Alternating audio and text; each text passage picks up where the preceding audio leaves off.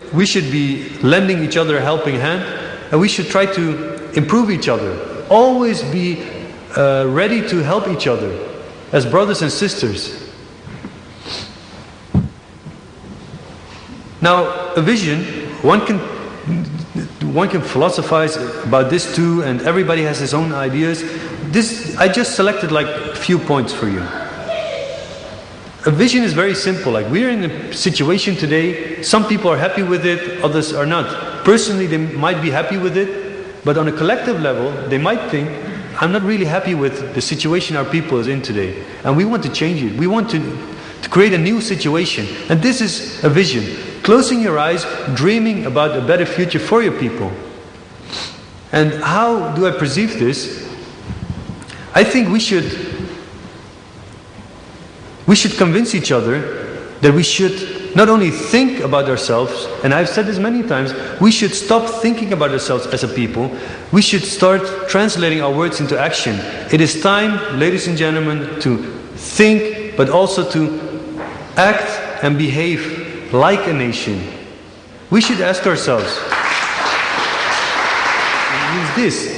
Yes, we should be aware of our identity. We should strengthen each other's consciousness about who we are and creating self-awareness. And this should be translated into national feelings or sentiments.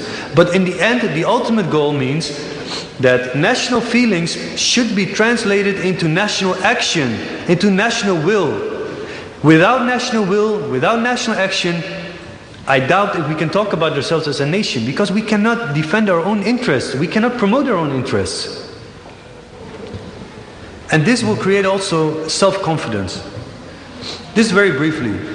This is my vision for the future, that we should be more aware of who we are, appreciate of who we are. This is how we should be in 10, 20 years from now, and act upon the fact that we are a people or a nation.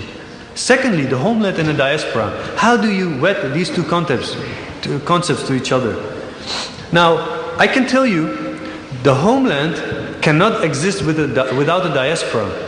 But I can also tell you that we who are living here in the diaspora, that the diaspora cannot exist without the homeland either.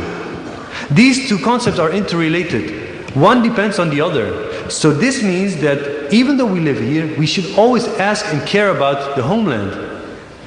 Because the homeland represents our roots. It's our fountain, one can say the fountain.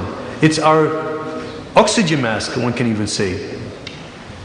Now, what we are envisioning is to build up in the diaspora where we live today an infrastructure. What do I mean by infrastructure?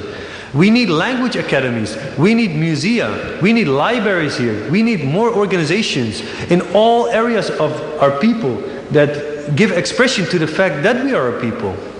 This is what we mean by building up an infrastructure, and we're working hard on that. We need training centers, we need more NGOs. These are the things which we dream of.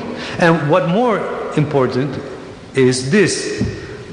We have a lot of knowledge, a lot of capacities, a lot of human resources, and also a lot of financial resources. And many of us have also ideas. But the thing is, we're not optimizing our potential. We're not maximizing our chances. We miss a lot of chances. And I said this like 10 years ago in Holland. I said, all those chances which we have here in Europe, we don't take those chances. And at the same time, we see that the Turkish organizations run away with our opportunities, with our chances. So we have to be awake and always ask about ourselves and care about ourselves. So in 10 years from now, this is what I'm working on right now together with my friends, is to build up a solid infrastructure that we know exactly who we are, to use the strength of our people, and to add something to the societies we live in. Yes, do integrate. Learn the language of your new society as best as you can. Appreciate them. Be thankful for having been accepted by them. But also, do not forget who you are, where you came from. Because if you do not know yourself, you will also find difficulty in expressing your own identity. And know exactly where you're heading to and how you're heading to. About is leadership. A leader is very simple. It's the captain on a ship. It's the pilot in the airplane. It's the driver in the car. Without those transports can never bring you anywhere. So if we look at our own people, at the churches, at the organizations, unfortunately, I have to admit that we lack a strong leadership.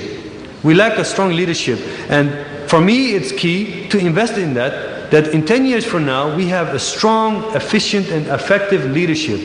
And that's what we have to invest in, all of us. Both the organizations and the churches, they need a strong leadership. Our people deserve a strong leadership. And with the Syriac Universal Alliance, I can already mention this.